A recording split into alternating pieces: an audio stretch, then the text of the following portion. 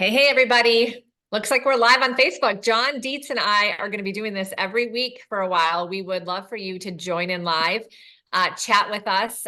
Let us know what you want to hear about.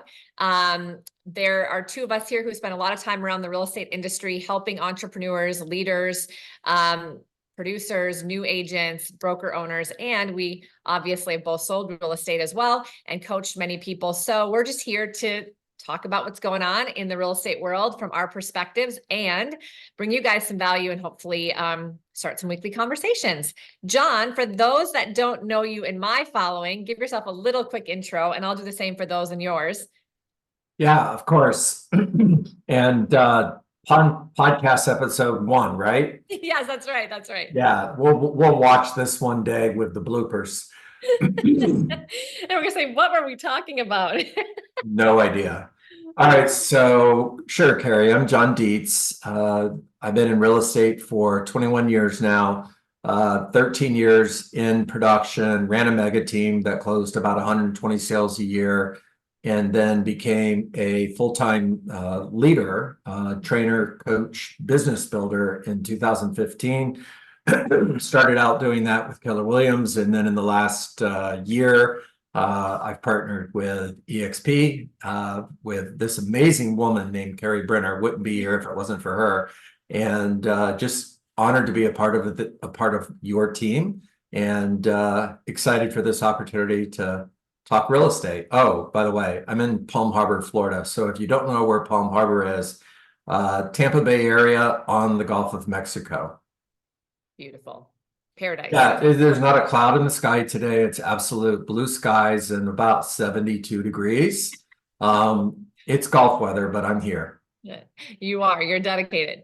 Yes. Well, the cool thing about the model of EXP is that we get to be in business with like-minded people and form these collaborative groups, if you will. I mean, there's no reason John would necessarily join me, and yet we get to link arms in our strengths and our experiences and go make a bigger impact in all of our lives. And that is one of the coolest things. That's what brought me to EXP. Yeah. And so for those of you that don't know me, that might be on John's social.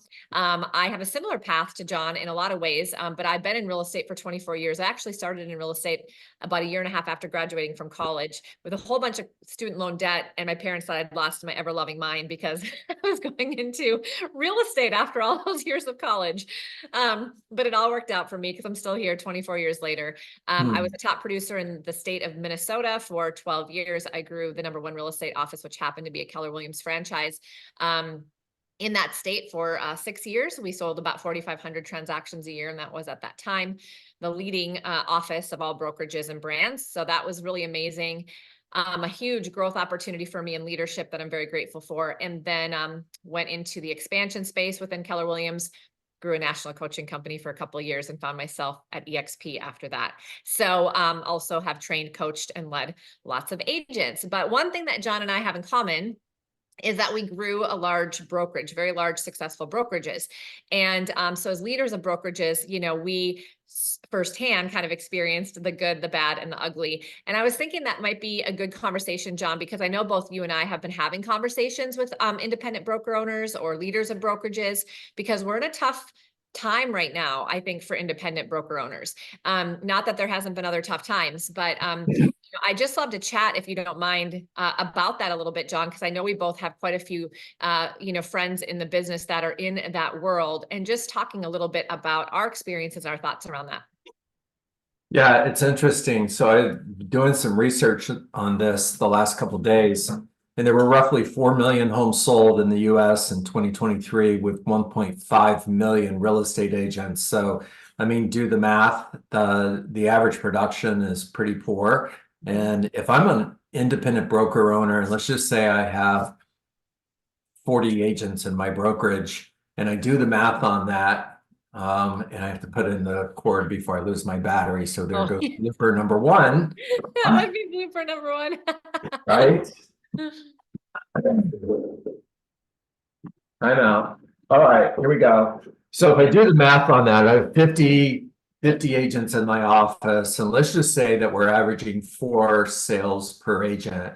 which is actually higher than what we saw in 2023. Well, that would be 200 homes sold, right? Now, if the average commission is $10,000, 200 times $10,000. Am I doing the math right if I come up with $2 million in GCI? Okay. So now I have a brokerage that's on a 90-10 split. My agents are on a 90-10 split, which means $200,000 is coming back to the brokerage. Awesome, right? And the answer to that is maybe not. I've got expenses. The two greatest expenses that every brick and mortar company is dealing with right now is rent and staff. And if you have an office of 50 agents, you're probably spending somewhere between $5,000 and $7,000 a month minimum, more like $10,000 a month for rent. So there's $120,000 that we're going to take out of that $200,000 profit. Now I have staff, and let's say I'm spending another $20,000 a month on staff. Well, there's another $240,000. Now I'm negative. I didn't make any money. And I think this is a big challenge that every independent broker is dealing with right now, Cari. And the other thing is, why do real estate agents become independent brokers? What do you think their number one motivation is? Exit strategy, leverage. Okay, exit strategy, leverage.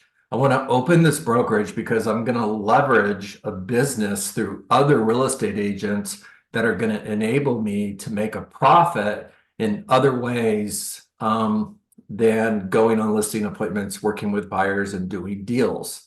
But what these independent brokers end up finding out is the only part of their business that's profitable is their own production. Yeah.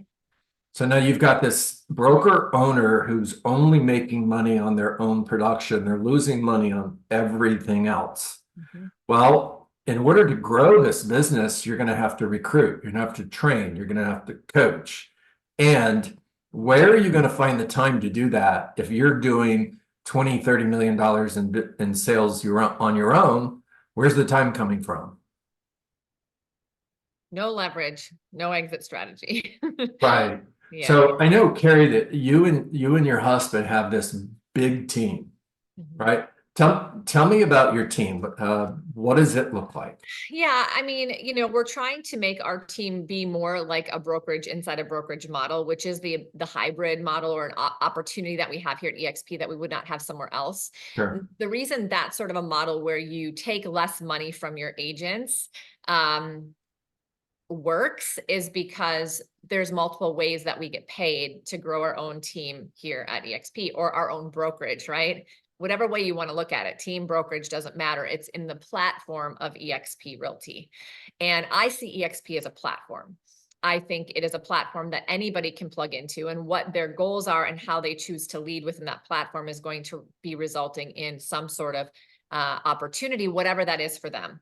But what it does allow for is for you to lead people, find leverage, and find an exit strategy in a different way, because you're not only having to do that by selling your own real estate and making sure agents sell their real estate. Yes, it's production based, but here's the deal. If we're in real estate and we've got people with us, we should be selling some real estate or we're not doing something right.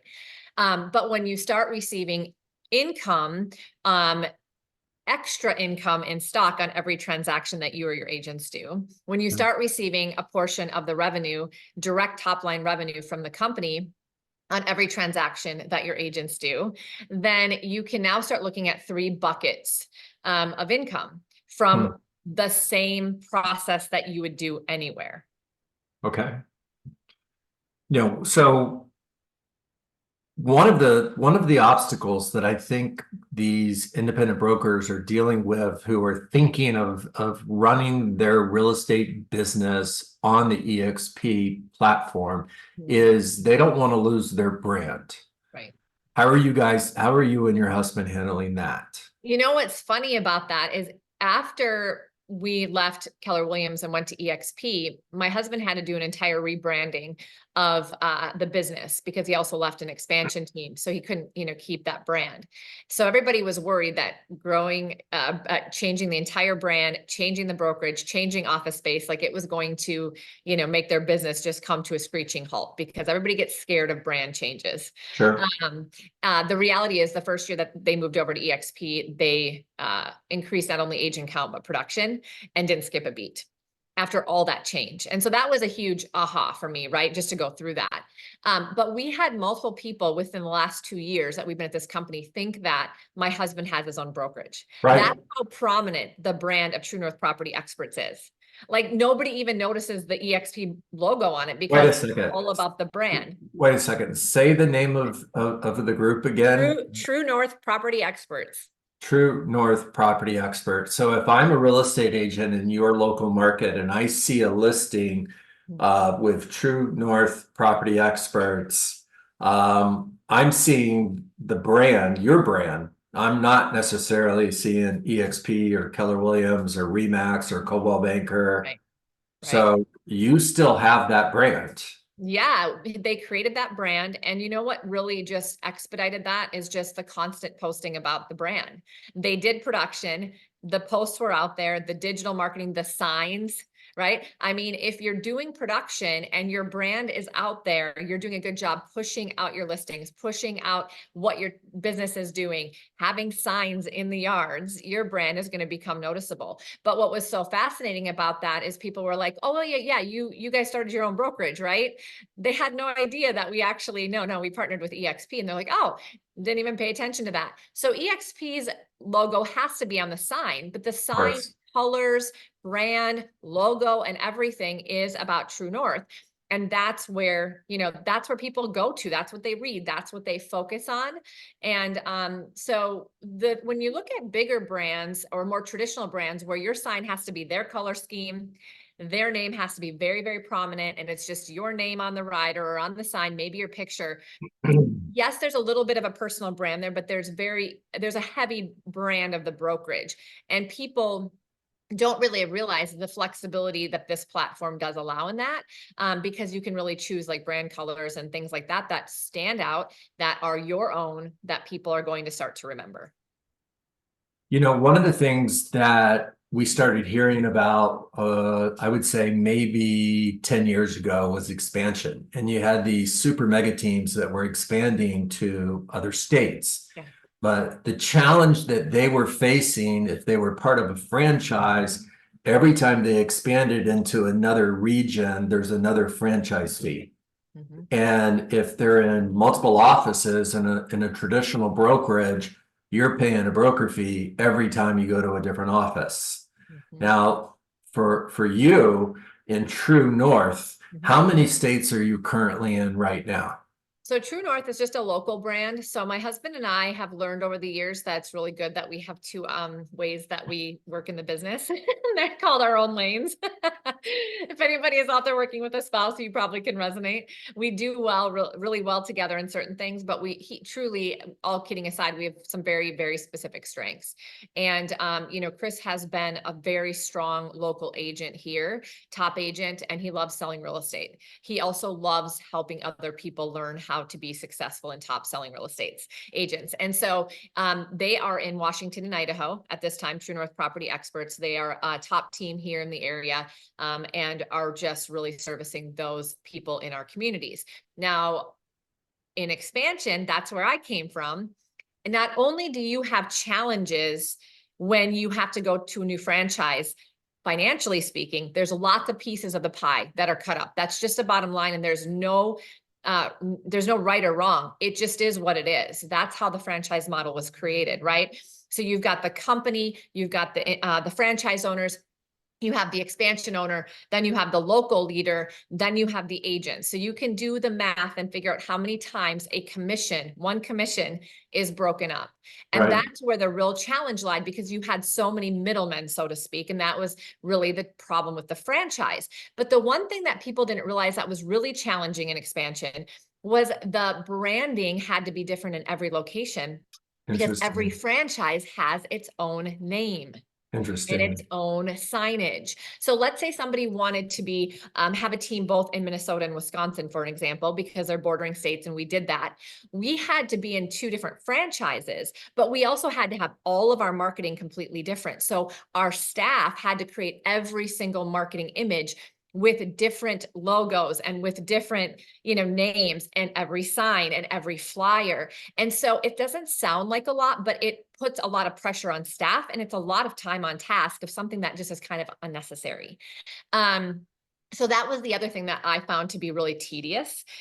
So just to give you a perspective, John, I was in expansion for almost 6 years. Mhm. We had a great run, 3 locations to 27, no small feat within a franchise model. And it was about 300 or so agents at Mm. that time. And it took 6 years. I have been here for 2 years in October, and I just hit the 250th partner. Wow. I also have a fraction, like a percentage of a fraction of the expenses. I also have Sure. no liability. Say that Um, one more time. You I have, also have no liability. I don't have to partner with a broker in each state and figure out a franchise and pay fees and worry about that. I don't have to change branding. I mean, nothing has to change. Nobody even takes my branding on. They get to be within our network, our expansion network, our collaborative group for free. And I get to do what I do best, which is find people to partner with, help them any way I can, strategize, consult, coach, and train. So it really has been a huge opportunity. But in 2 years, I've been able to do what I was able to do in 6 years, hmm. um, more profitably. I mean, honestly, I replaced my income, in my first year, and I work a lot smarter today, and I enjoy it a lot more. So, yeah, I mean, this model is revolutionary if people really understand it. Yeah, it makes sense to me. And I know that everything you're sharing is one of the reasons why so many of the top expansion teams in the country moved from other franchise brokerages to run their real estate business on the EXP platform. Speaking of platforms versus a traditional bricks and mortar real estate brokerage, what do you think the future of real estate looks like? Loaded question. I can't wait to hear Hmm. your answer too. Um, I think the future of real estate probably looks a lot like we get to experience it inside EXP. I'm sure that there's going to be um, some continued growth and progressive ways in technology and collaboration. I feel like the world of real estate continues to get smaller. Hmm. When Okay. I work inside the EXP model, and I can be on a call inside of our world with a broker in Mexico in minutes. Like, Hmm. that's a small world, and that's Yeah. amazing. Yeah. We don't realize how connected we really are as real estate professionals. We don't realize how, just as humans, I guess, not even real estate professionals, but how we can truly learn from, monetize, succeed through others, create opportunities outside of our little local area. Yeah. We've been so confined to hanging around people right next to us and learning from our direct competitors next door. We've been so confined to, trying to figure out how do we dominate our local markets. Not that that's going away, but the world is getting smaller because of the progressive technology, because Hmm. of the ability to connect. And I just think that there's going to be a whole lot of opportunity for us, just as human beings, to be connected, interconnected, and grow our businesses in ways we don't see happening today. Yeah. Everything you said, and this whole idea of platform models started way before EXP. Mhm. And so let's just talk about Amazon, for example. Prior to Amazon becoming who they are today, the only way to so I asked my wife, this is a funny story. I asked my wife, and I knew what the answer was going to be, but I asked her this last year. I said, "Babe, where did you go to buy the kids gifts this year?" And her response to me, Cari, was, "What do you mean? Where did I go?" I'm like, "What stores did you go to?" And she laughed and she goes, "I haven't been in a store in 3 years." What are you talking about? And I said, well, where are you buying everything? She goes, Amazon. You know that. You're the one that brings in all the boxes. And I knew that. I was trying to get to a point, and I said, yeah, and I've been looking at this in business, and it's happening everywhere, right? Airbnb, what that's done to the hotel industry, and Uber, what that's done to taxi services, and so on. And what Amazon did was they eliminated all of the expensive things that stand between us as consumers and the company. And by doing that, they were able to provide you and I with a better shopping experience. I don't have to get in my car. I don't have to drive in 90-degree heat, find a parking space, walk into the store, deal with all those people that I don't want to deal with, just to find that one thing that I'm hoping to find. Then I don't find it, so I have to go to another store. And the next thing I know, 3 hours later, I drive home again in 90-degree heat. I get out of the car, and what an awful experience versus being able to get on the computer, buy what I want. I'm done in a minute, and it's going to show up at my front door the next day, sometimes the same day. Amazon didn't set out to put JCPenney and Sears out of business, but that was the end result, right? Netflix didn't set out to close Blockbuster's doors, but that was the end result. And Glenn Sanford was just way ahead of his time. Yeah. When he came up with this idea back in 2009, and he said, what does this look like in a real estate space? If I can eliminate regional owners, franchise owners, bricks and mortar, staff, and I could put that agent in a 50-50 partnership with the brokerage. Well, now I'm giving real estate agents the opportunity to be owners in their business versus trading time for money, working as a technician in a silo. And I think the future of real estate is going to be more on a platform level and less on a pipeline level. I don't know if we see all of the bricks and mortar offices closing, but I think we're going to see a lot of them close. I think the future of real estate, you said smaller, and you shared smaller from a perspective of I can be on my computer talking to a broker in New Mexico like that, right? I see the real estate industry as being smaller from a perspective of 3, maybe 4 major brokerages. And they're all going to be platform businesses. I see the future of real estate being 600, 700,000 agents, maybe 500, not 1.5 million. I see real estate agents making less money per deal. Commissions are going to get squeezed.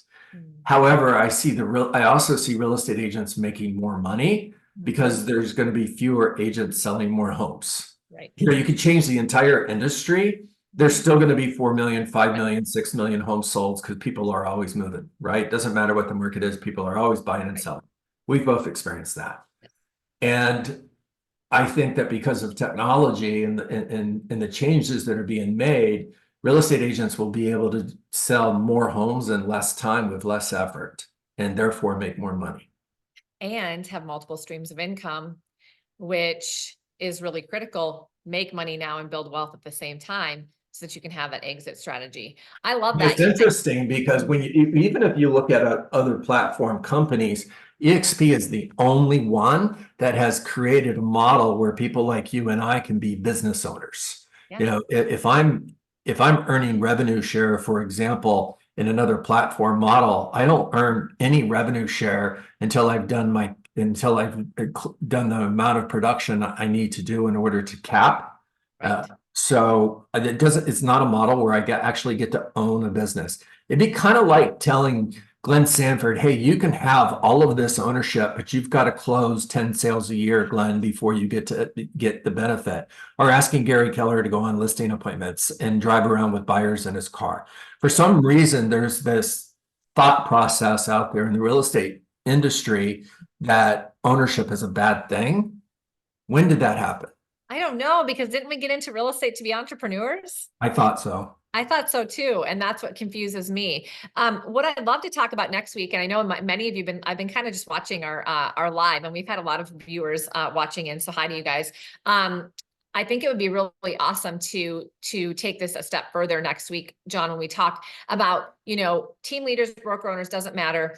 We're talking about, you know, how do we see ourselves competing, really? How is it that we can go and compete against these platform models that are likely going to continue to take over our industry for a whole bunch of reasons that we've talked about today? And so how do we bring that value, and what is that value? And if we did partner with that type of a partnership, you know, how could we collectively bring that value to our local agents and still really find that ability to own a business like you and I are, because that's why the team leaders and the independent broker owners are doing it. But just doing it in a new way. Just doing it in a new way, in a way that actually does allow for us to not be on that hamster wheel and finally see an end in sight. So I think that'd be a great conversation to start with next week. I agree. So that's a wrap for episode 1. Whew, we made it through. Right. And I'm assuming we're going to meet again next Tuesday. Same time, same place. 12:15 12:15 Eastern, 9:15 Pacific, or wherever you are in between. Next week on the same day of the week, you guys will see us live on John and my Facebook. So join us then. And in the meantime, if you watch this one, comment below with your thoughts. We'd love to hear it. We'd love to interact with you. And if you've got something else you'd like to hear from us, make sure you share it. So Cari, what are we calling this platform? What are we calling this talk? What is the word that I'm looking for? Podcast. There it is. I don't know. Oh, hey, let's ask our friends and followers. If John and I were to officially start a podcast, which we are mulling over, and this is a test for that, what would we call it? What should we call it? That would be amazing. That idea. Love your feedback. Right now, I'm just calling it Real Estate Thoughts with John and Cari. It's super creative. Real Estate Thoughts with John and Cari. Let's get their feedback. All right. So next Tuesday, 12:15. I'll see you there. Thanks, Until guys. then, make it a great day. See you. Bye, guys.